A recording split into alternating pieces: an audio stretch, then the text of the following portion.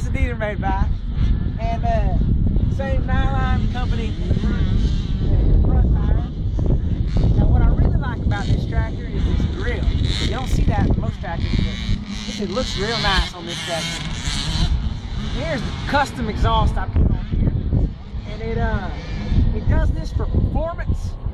Gives it more torque for towing. And I put it on the bottom because